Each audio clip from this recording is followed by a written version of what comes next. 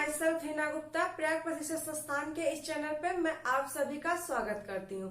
आज मैं आपको work of calculation and science का चैप्टर हीट एंड टेम्परेचर पढ़ाऊंगी। हमने कल इसकी पहली क्लास ली थी, आज हम उसके आगे कंटिन्यू करेंगे। ठीक है, थोड़ा सा रिवीजन कर लेते हैं। हीट एंड टेम्परेचर, इसको हिंदी में कहते हैं ऊष्मा और तापमान।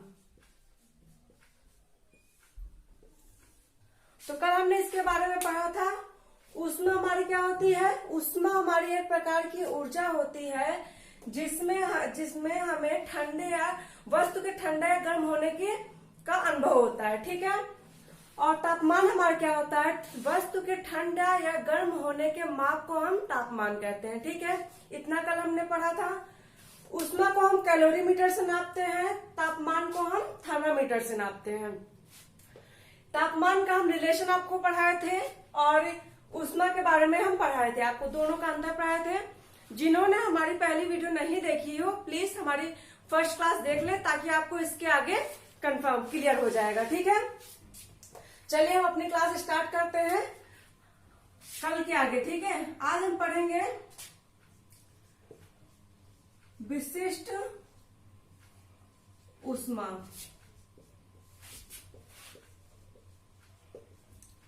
Specific heat.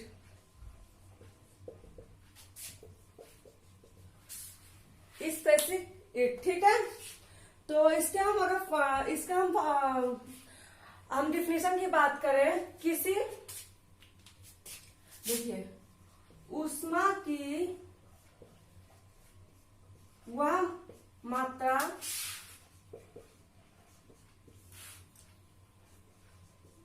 जिसमें पदार्थ के 1 ग्राम भार का तापमान 1 डिग्री सेल्सियस बढ़ाने की ऊष्मा की वह मात्रा जिसमें जो पदार्थ के 1 ग्राम भार का तापमान 1 डिग्री सेल्सियस बढ़ाने की आवश्यक होती है, विशिष्ट ऊष्मा कहलाती है। ठीक है, क्लियर हुआ आप लोग को?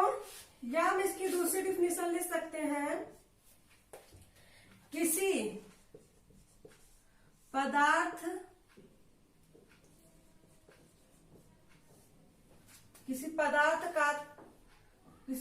का यम ग्राम भार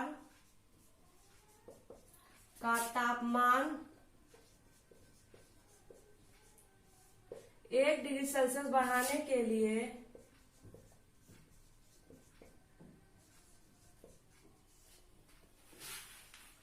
आवश्यक ऊष्मा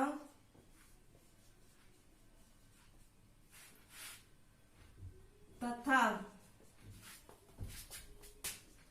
पानी के यम ग्राम भार का तापमान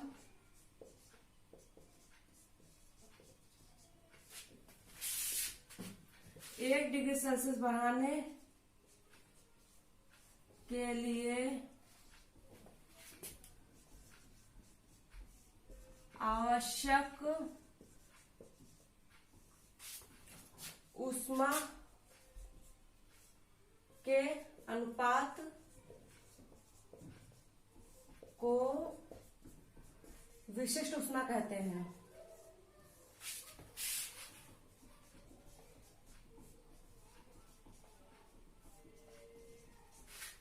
क्लियर है? किसी पदार्थ के यम ग्राम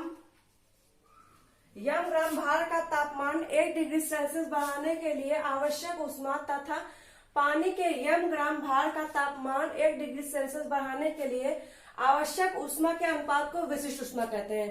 क्लियर है? या तो आप ये डिफिनेशन याद कर सकते हैं या तो याद कर सकते हैं, जो हमारा फॉर्मूला होगा इसके डिफिनेशन पे होगा। ठीक है, तो समझ में आ गया इतना, हम आगे बढ़े, चलिए आगे बढ़ते हैं।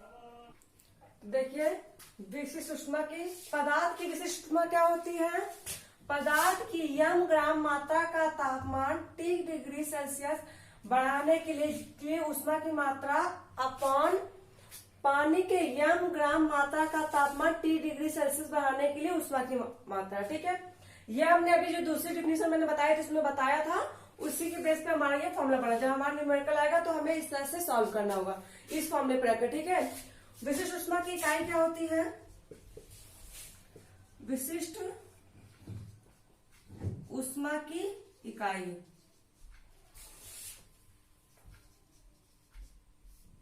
विशिष्ट इकाई होती है जूल प्रति ग्राम केल्विन डिग्री केल्विन।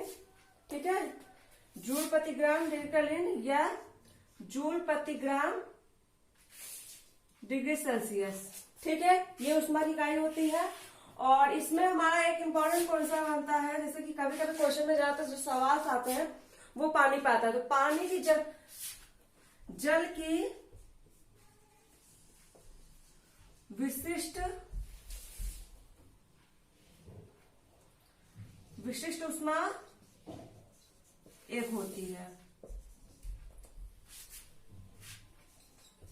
इसे आप लोग नोट कर लीजिएगा, ये इंपॉर्टेंट है। पूछ लेता है पानी की जल की विशिष्ट ऊष्मा कितनी होती है, तो जल की विशिष्ट ऊष्मा एक होती है। चलिए मैं आपको 2-4 विशिष्ट ऊष्मा बता देती हूँ पदार्थ की।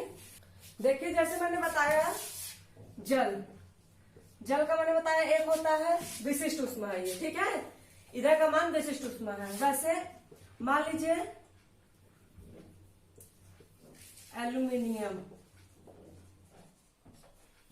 ठीक है, दिख रहा है आप लोग को? एल्यूमिनियम,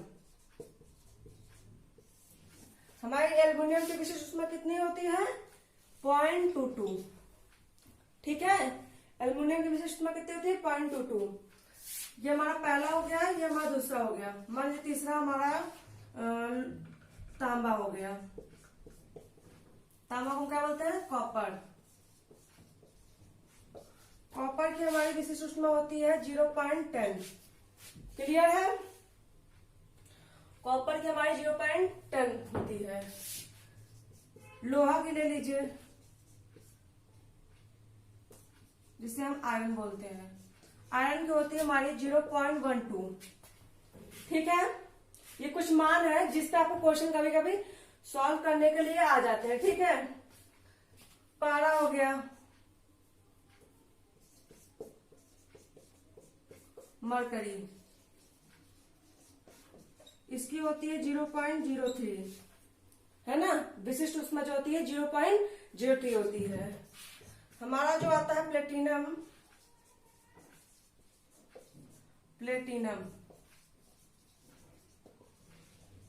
इसका भी हमारा मान होता है 0.03।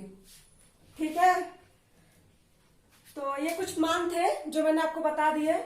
हमारा जल का होता है विशिष्ट ऊष्मा एक होता है। एल्यूमिनियम की विशिष्ट ऊष्मा होती है 0.22। कॉपर तांबा की हमारी विशिष्ट ऊष्मा होती है 0.10। लोहा आयरन की हमारी विशिष्ट ऊष्मा होती है 0.12। पारा मरकरी की हमारी विशिष्ट ऊष्मा होती है 0.03। प्लेटिनम की भी हमारी विशिष्ट ऊष्मा होती है 0.03। ठीक है, क्लियर है आप लोग को? ये कुछ विशिष्ट ऊष्मा है जिसको आप लोग नोट कर लीजिएगा। चलिए आगे बढ़ते हैं। देखिए हमारा अगला पॉइंट है ऊष्माधारता, थर्मल कैपेसिटी। किसी वस्तु की कुल मात्रा का तापमान 1 डिग्री सेल्सियस तक बढ़ाने के लिए आवश्यक ऊष्मा की मात्रा को उस वस्तु की ऊष्माधारता कहते हैं। ठीक है, क्लियर है? इसे क्यू से प्रदर्शित करते हैं।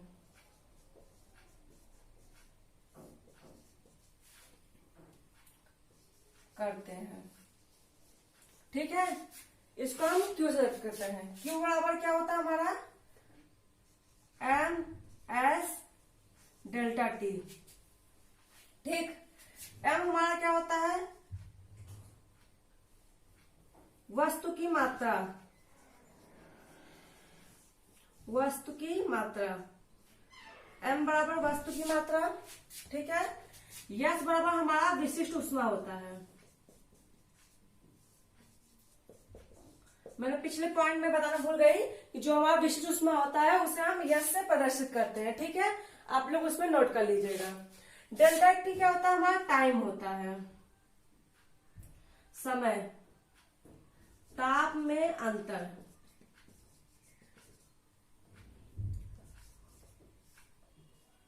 देखिए अगर टी सिर्फ होता तो हम समय कह देते हैं, ताप का समय कह सकते हैं। डेल्टा टी का मतलब है कि अंतर जितना उनके बीच में आएगा, मतलब कि दो ताप आपको दिया जाएगा, ठीक। दो ताप दिया जाएगा, एक में जो ज्यादा आएगा उसे हम पहले रखते हैं, जो बाद आता है इसको हम डेल्टा टी को हम T1 माइनस T2 लिख सकते हैं, T2 माइनस T1 लिख सकते हैं।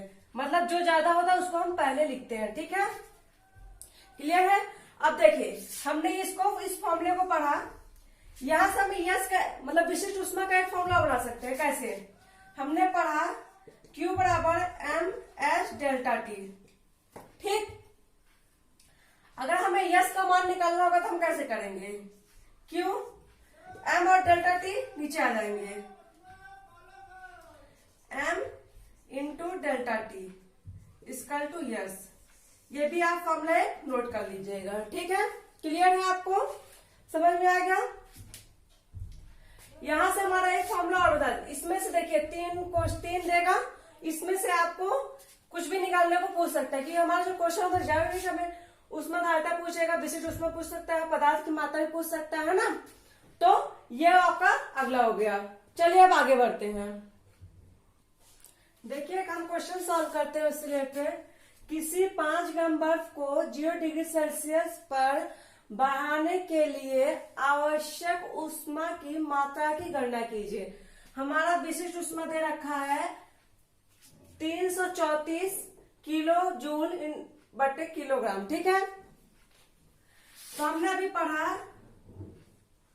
देखिए ऊष्मा की मात्रा क्या है, यानी कि क्यू स्क्वायर तो हमने पढ़ा था m into S into delta T, ठीक। m बराबर हमें दिया है 5 kg, ठीक है। s बराबर हमारा दिया है 334 किलो जूल बटे किलोग्राम, ठीक। डेल्टा टी हमें नहीं दिया हुआ है, तो देखिए जब आपको डेल्टा टी नहीं देता है जिसका मतलब उसका मान 1 है, ठीक। हम 1 मान लेते हैं। अब इसको हम सॉल्व करेंगे 5 इंटू 344 इंटू 1, 5 और 20 हाथ से लगा 2, 5 और 20 2 22, हाथ से लगा 2, 5 15 2 17,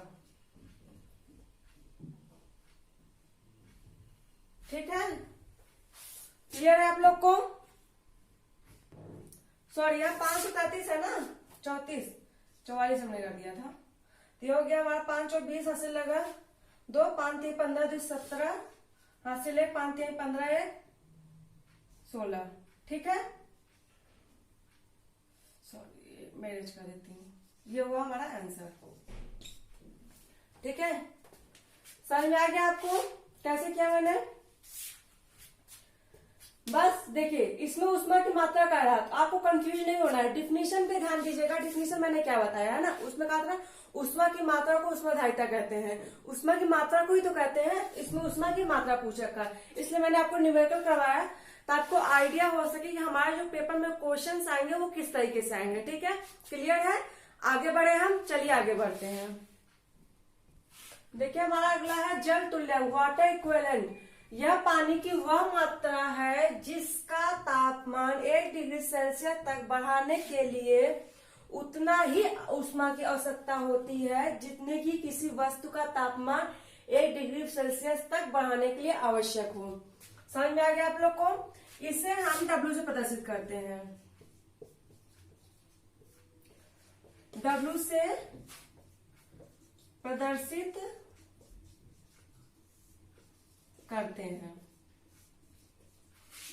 ठीक है। W बराबर हमारा होता है m इंटू यस, ठीक।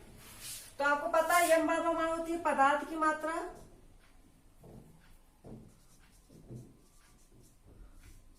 पदार्थ की मात्रा, और यस बराबर हमारा होता है विशिष्ट ऊष्मा। विशिष्ट ऊष्मा, क्लियर है। अब देखिए इससे हम विशिष्ट ऊष्मा का फॉर्मूला निकाल सकते हैं, W/m=S, ठीक है। ये हमारा विशिष्ट ऊष्मा का एक तीसरा फॉर्मूला निकल गया। समझ में आ गया आपको।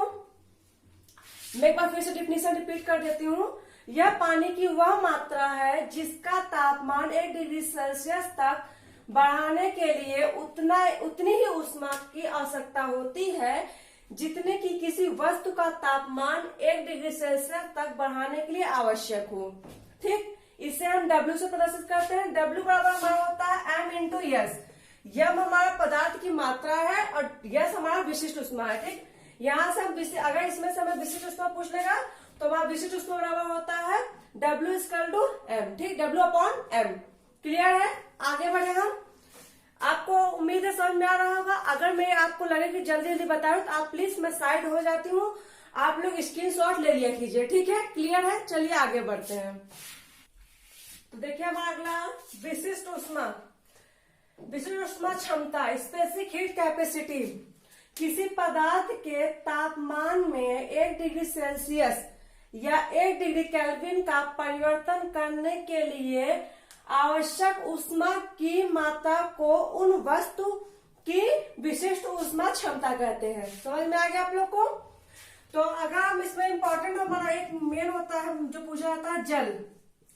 जल की विशिष्ट ऊष्मा क्षमता कितनी होती है? जल की विशिष्ट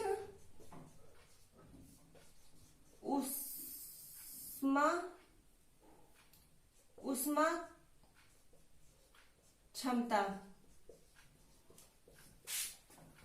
जिसमें पूछा जाता है जल की विशिष्ट ऊष्मा क्षमता कितना होती है?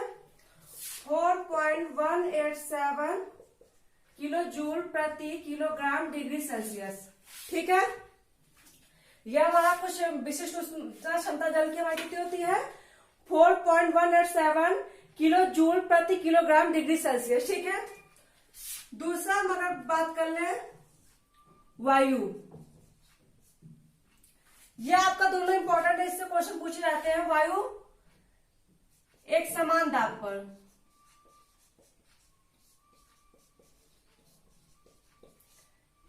इसकी विशिष्ट ऊष्मा क्षमता कितनी होती है? 1 होती है, ठीक। क्लियर है। वायु एक की जगह कह दीजिए वायु की विशिष्ट ऊष्मा क्षमता कितनी होती है? तो 1 होती है, लेकिन कब? एक समान ताप पर, ठीक है। इसे पता चलिए हम दो और देख लेते हैं। मान लीजिए स्टील की, स्टील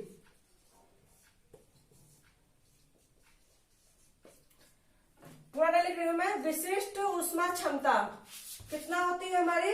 0.493, ठीक है, 0.494 किलो जूल प्रति किलोग्राम डिग्री सेल्सियस। क्लियर है। 0.494 किलोग्राम जूल प्रति किलोग्राम डिग्री सेल्सियस। इसी तरह मान लीजिए तांबा की, मैं कुछ आपको नोट करवा दे रही हूं। कॉपर,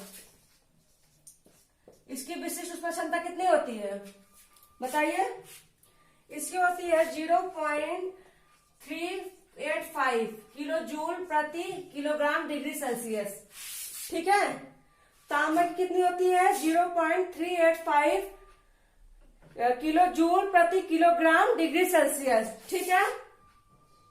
अगला आप नोट कर लीजिए शीशे का, शीशा, लेड। लेड की विशिष्ट ऊष्मा क्षमता कितनी होती है? 0.130 किलो जूल प्रति किलोग्राम डिग्री सेल्सियस, ठीक है।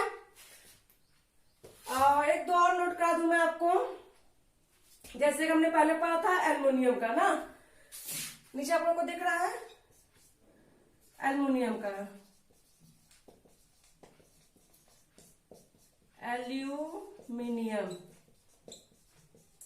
एल्युमिनियम की विशिष्ट ऊष्मा क्षमता, मैं विशिष्ट ऊष्मा क्षमता में लिख रहा हूं, आप लोग समझ जाइएगा, ठीक है।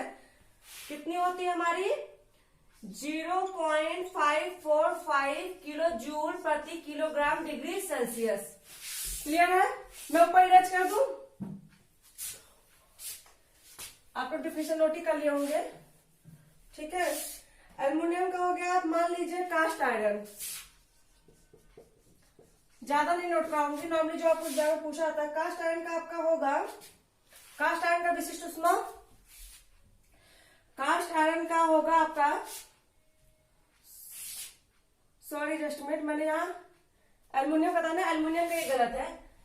ये हमारा जो 12 है इसका कास्ट आयरन का होगा 0.545 kilo joule kilogram degree Celsius. ठीक है, ये कास्ट आयरन का होगा। और एल्युमिनियम का हमारा होगा 0.921। ठीक है, 921। ठीक, इसको आप लोग नोट कर लीजिएगा। ठीक है, इसको थोड़ा सा मिस्टेक हो गया था, इसको आप लोग यहां सही कर लीजिएगा। ठीक है, एक हमारा कन्वर्ट कर लीजिए अमोनिया। ये कभी कभी पूछ लेता है आप लोग से। इसका होता है 2.2 kilo joule kilogram degree Celsius. ठीक है, मैंने आपको कुछ मान याद कर नोट कर लिए हैं, आप लोग इसको स्क्रीनशॉट ले लीजिएगा ताकि आपको समझ में। और ये देखिए, ये इसको मत नोट कीजिएगा। ठीक है, ये डिफिनेशन है आपकी। ये मैंने कुछ मान बताए हैं जिसमें से आपको दो तो मैक्सिमम याद ही करना चाहिए, जल और वायु का, ये आपको याद होना चाहिए। ठीक है, क्लियर है? आगे बढ़े हम लोग, चलिए आगे बढ़ते हैं। देखिए, हमें क्वेश्चन सॉल्व करते हैं। किसी 60 किलोग्राम को एल्युमिनियम एलॉय सिलेंडर ब्लॉक का तापमान 15 डिग्री सेल्सियस से 85 डिग्री सेल्सियस बढ़ाने पर इसके द्वारा अवशोषित ऊष्मा की मात्रा की गणना कीजिए। उस विशिष्ट ऊष्मा क्षमता दिया हुआ है हमारा 6 किलो जूल प्रति ग्राम सेंटीग्रेड। ठीक है, देखिए, अगर विशिष्ट उष्मा नहीं क्षमता नहीं दिया होता तो हम जो मान आपको नोट करना है वो आपको रखना होता है। ठीक है, लेकिन इसमें दिया हुआ है तो आपको इसके हिसाब से कैलकुलेट करना है। ठीक है, हमने पढ़ा था Q = M × S × delta T। ठीक, तो हम M की जगह पे M हमारा दिया हुआ है 60 kg। ठीक, डेल्टा T हमारा होता है, मैंने बताया था, T1 - T2 या T2 - T1। जो ज्यादा होता है वो हम पहले रखते हैं, जो कम होता है वो हम बाद में रखते हैं। ठीक है, ये हमारा कितना हुआ है 85 - 15, कितना बचा हमारा 70। ठीक है, डेल्टा T बराबर हमारा 70। क्लियर है? Yes yes. अब हम कैलकुलेट करेंगे 60 × S की जगह पर हम 6 रखेंगे और डेल्टा G हमारा 70। ठीक है, क्लियर है? इसको हम कैलकुलेट करेंगे 6 × 36 × 70, 2 0 हो गया, 7 × 42 का 2, हंसी लगा 4, 7 × 21, 4 25। ठीक है, किलो जूल प्रति सेल्सियस, किलोग्राम सेल्सियस, ये हमारा आंसर हो गया। ठीक है, आपको बस फॉर्मूले को नोट करके ही उसके हिसाब से आपको क्वेश्चन सॉल्व कर दिया जा रहा है। इसी बेस पे आपका क्वेश्चंस आएगा, जो आपके एग्जाम्स होंगे उस पे इसी बेस से क्वेश्चंस आएंगे। ठीक है, चलिए हम आगे बढ़ते हैं। जिसको ना समझ में आया कुछ भी वो कमेंट करके हमसे बता देगा। ठीक है, और प्लीज जिन्होंने कल की वीडियो नहीं देखी उसको भी देख लीजिए क्योंकि ये सेकंड क्लास है। ठीक है, चलिए हम आगे बढ़ते हैं। देखिए क्वेश्चन और देखिए, एक तांबे के बर्तन का भार 200 ग्राम है, बर्तन की विशिष्ट ऊष्मा 0.10 है, तो ऊष्मा धारिता बताओ। ठीक है, तो ऊष्मा धारिता का हमने क्या पढ़ा था, ऊष्मा धारिता बराबर भार इंटू विशिष्ट ऊष्मा पढ़ा था हमने।